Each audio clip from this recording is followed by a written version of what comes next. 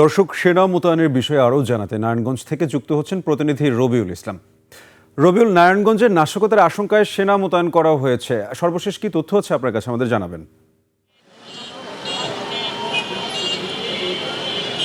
ধন্যবাদ সাব্বির। আপনি যেমনটি বলছিলেন, ৬ জেলার ন্যায় কিন্তু নারায়ণগঞ্জেও কিন্তু সেনাবাহিনী মোতায়েন করা হয়েছে। তো ইতিমধ্যেই কিন্তু গতকাল রাত থেকে কিন্তু মহানগর বিএনপির নেতাকর্মীরা তারা লাঠি সোঁটা নিয়ে তারা শক্ত অবস্থানে রয়েছেন।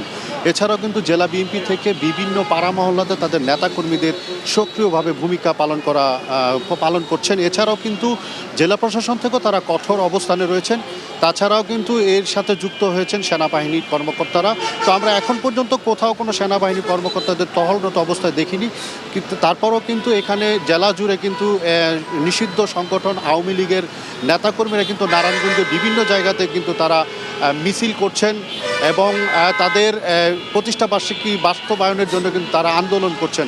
তো নারায়ণগঞ্জে কিন্তু সব মিলিয়ে কিন্তু জেলা প্রশাসন থেকে তারা জানিয়েছেন যে পুলিশ এবং বিজিবি এবং র্যাব এবং তাছাড়াও সেনাবাহিনী তারা আজকে থেকেই কিন্তু রাত থেকে তারা কঠোর অবস্থানে থাকবেন বলে আমরা জানতে পেরেছি। তো নারায়ণগঞ্জ থেকে আমার কাছে এই ছিল সর্বশেষ। সাব্বির।